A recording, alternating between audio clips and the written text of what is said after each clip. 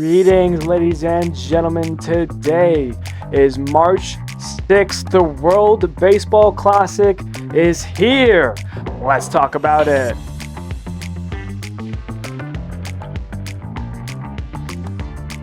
Hello, everybody. My name is Steven. This is the middle of the order. How are we doing today, ladies and gentlemen?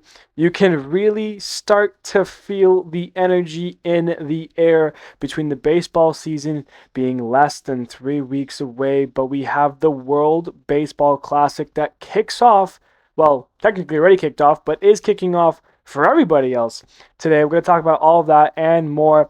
If you are new here, hey, how's it going? I hope you enjoy this episode. And if you do, why don't you go take a look at some of the other episodes we've done recently, including the DOPs, which rolled out all throughout this week. We looked over all 6 of the divisions. I gave some outlooks on the teams as well as some predictions made. Of course, we'll have another predictions episode just before the season starts, but I recommend those videos if you want to learn a little bit about your team if you've missed some of the stuff that happened this off season. Now, today really is all about the World Baseball Classic, but we do need to talk a little bit of MLB news really quickly at the start, so bear with me through this little bit here first, and then we'll kick into the World Baseball Classic stuff, because MLB announced not 1 but 2 PED suspensions. If you didn't know, if you missed them, we'll be talking about them really briefly here. Of course, Max Kepler, he got his beginning of the year, some point in January. And then they announced Johan Rojas from the Philadelphia Phillies for an 80-game PED suspension.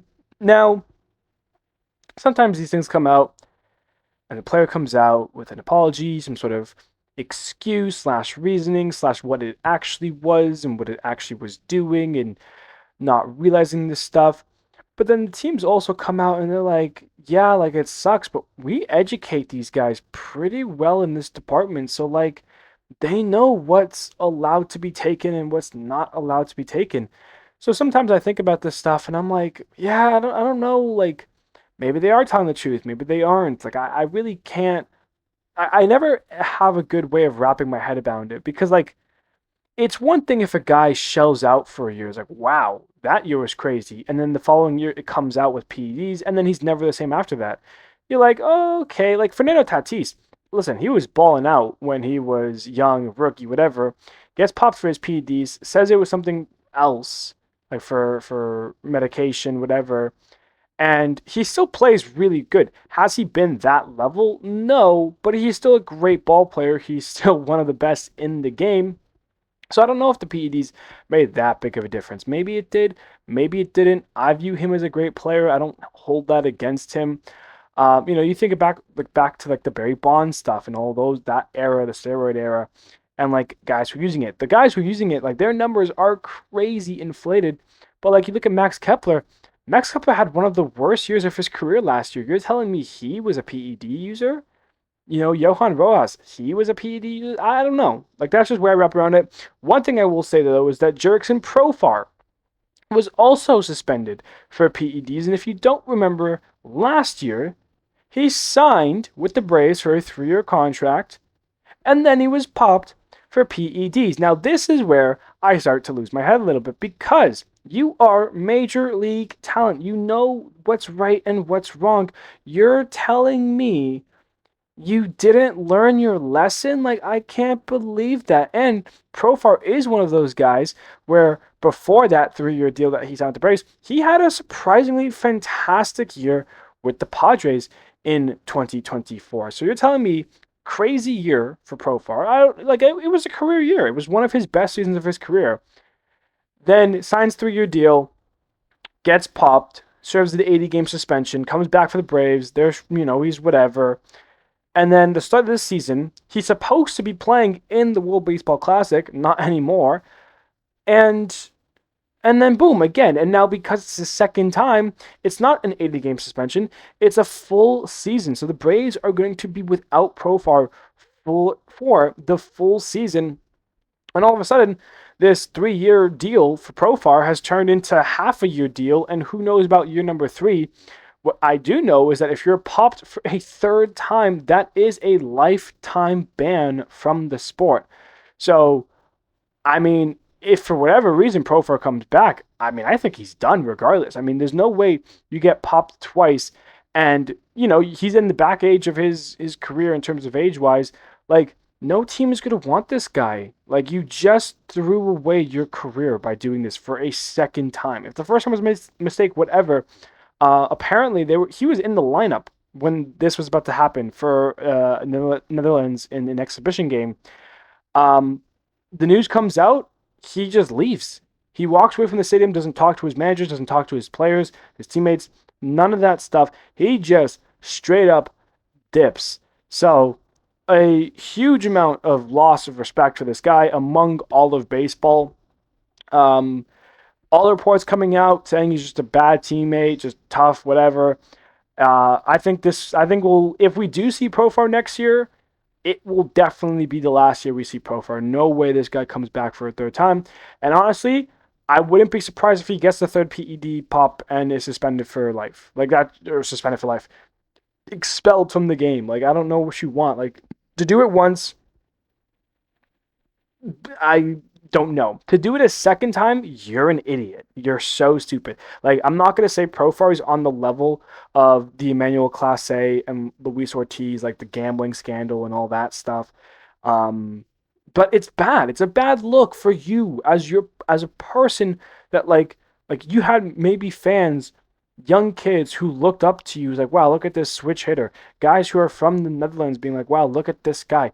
And like now you're left them holding nothing. Like, you just lost so much of it. I can't believe it.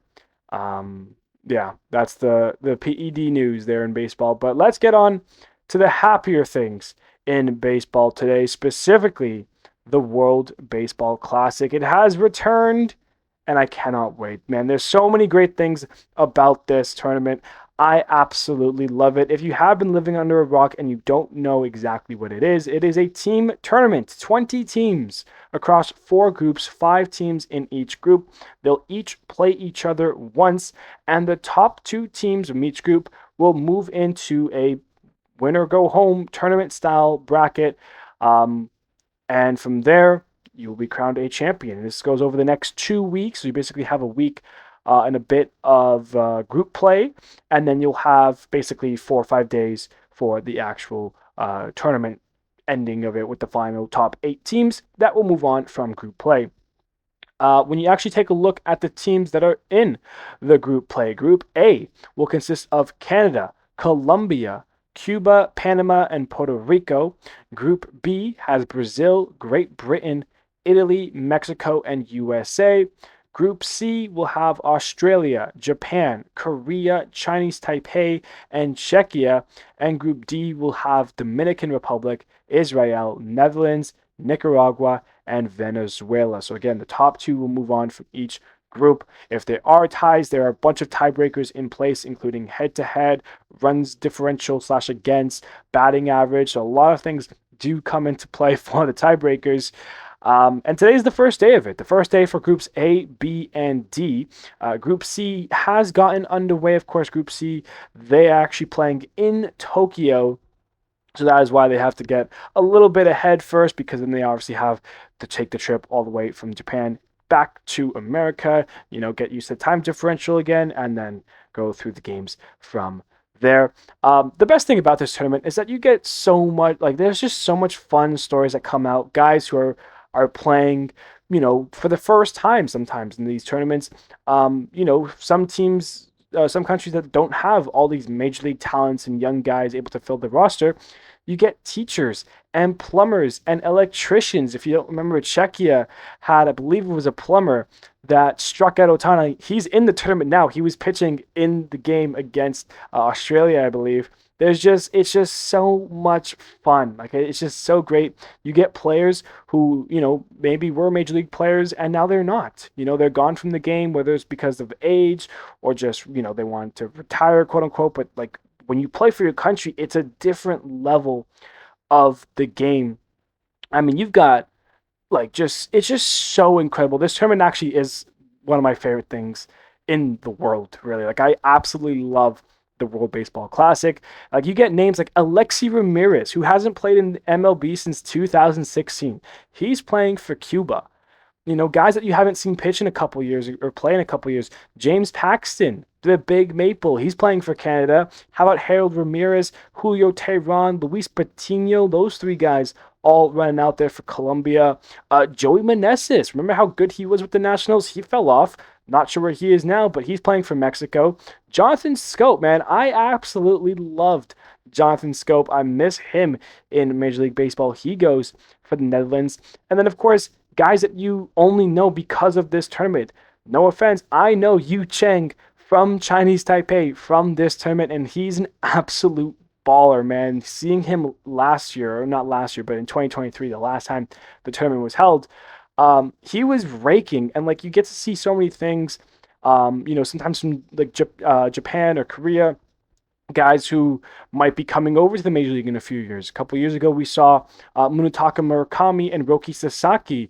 Now, one's with the Dodgers, one's with the White Sox. Of course, Murakami playing in this tournament this time around, not Sasaki, but they have Yoshinobu Yamamoto, they have Shohei. Like, we also have the stars of the stars. You get Judge, Paul Skeens, Tarek Skubal. Like, we got videos of Paul Skeens watching a Tarek Skubal bullpen. How does that not just get you so hyped, not only for this tournament, but also for baseball? Like, it's just so good. And coming off the Olympics with the hockey and everything else that's been going on, like playing for your country, repping it is such a big deal for these guys. It's the most fun. I just love it. It's like it's the best thing about it. As I did mention, Groups A, B, and D, they get underway today, but Group C has already gotten underway. So let's talk about the 4 games that have already happened, starting with the first game of the World Baseball Classic. This game was between Australia and Chinese Taipei, and I gotta say, Australia looked good. Robbie Perkins, he hit a 2-run home run to get Australia into a 2-0 lead. Then Travis Bazana, the Guardians' #1 prospect, he hit a no-doubter. And Australia took it to them pitching-wise, a shutout win for them. Some bad news from Chinese Taipei's and as captain Shen Shei Hassan, he was removed from the game after a hit by pitch. That was definitely tough. He was not in Taipei's second game, which we'll obviously get to here shortly here, but Australia wins it 3-0 over Taipei, and that was the first game of the Classic. Game 2 was between Korea and Czechia. How about Bo Gyong Moon? He hits a grand slam. He finished the game with 5 RBIs. And how about, I believe, Astros prospect? I still have to confirm that. Shea Whitcomb. I believe it was Astros. It was definitely an orange team. I think it was Astros, Giants, maybe Baltimore. He had 2 homers in this game. Korea takes an 11-4 win over Czechia. They got the ball running here. In the third game, Australia now going up against Czechia. They scored the first run of the game, Czechia did, but it was down 1, Curtis Mead, he hits a 3-run go-ahead home run. That was in the third inning. Australia's pitching once again looking pretty good, putting down Czechia one after another. Alex Hall, he would homer in the 9th. As the Australians pick up 2 insurance runs. They win 5-1, and they're already 2-0 in the tournament. I think they've played the weaker teams in that group. I think Japan and Korea will definitely be more challenging for them, but they did what they needed to do against Czechia, against Chinese Taipei, and Australia. They're in a good position to maybe move on to that Final 8 tournament here. The last game happened, well, I guess this morning, if you're listening to this episode on Friday, for people on the East Coast. It was Japan and it was Chinese Taipei. And, Japan's finally playing, the one team that we didn't talk about in Group C yet. And all of a sudden, it's 10-0. Yes, you heard me right. The Japanese put up 10 runs in the second inning, including a grand slam by who else? Of course, Shohei Otani-san. He went 3 for 4 in the game. By the second inning, he was 3 for 3 with a single double and the grand slam home run. He picked up 5 RBIs in the game, and that was only in the first 2 innings. He did not get that triple. Unfortunately, it would have been the first cycle in World Baseball Classic history. Japan, though, they win 13-0 via the mercy rule in 7 innings over Chinese Taipei. Again, their captain, Shen Shei Hassan, was not playing in this game. It's already tough when you fall down 0-2, which both Chinese Taipei and Czechia are.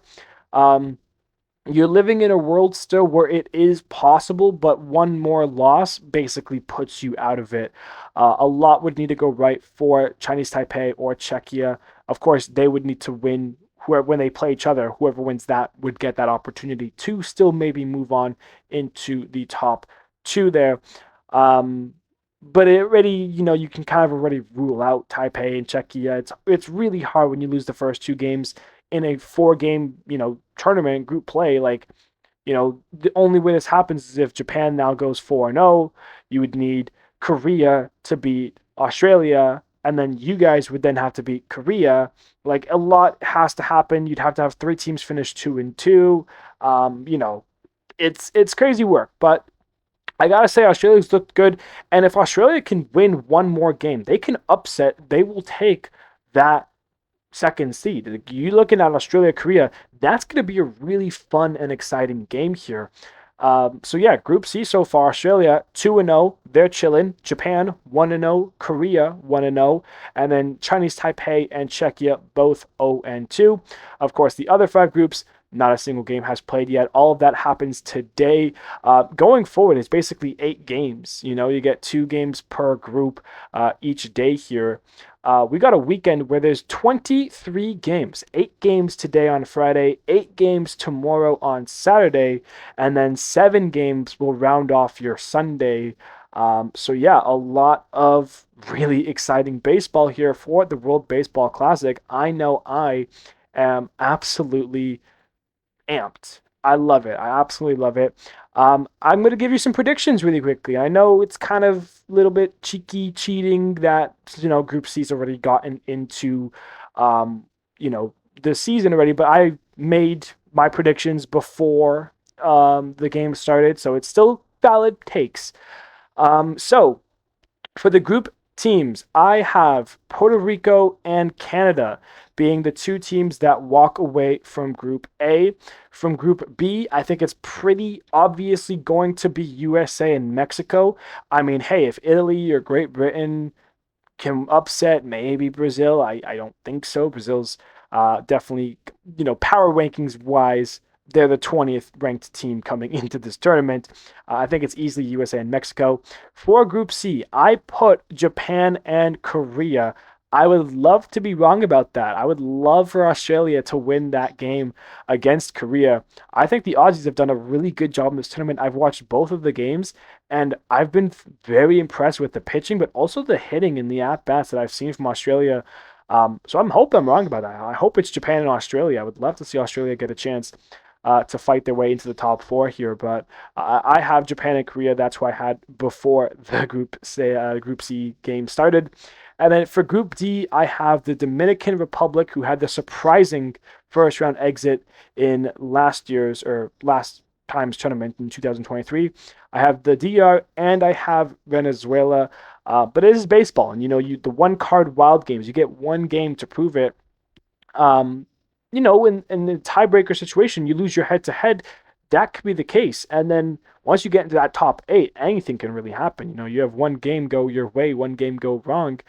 And that's that, so that's what makes baseball really exciting. That's why I do love the wild card games and kind of like the do or die, go home, game 7s, those are the best. So when you actually put those 8 teams into the tournament bracket, here is how it would go out. This is what I had predicted.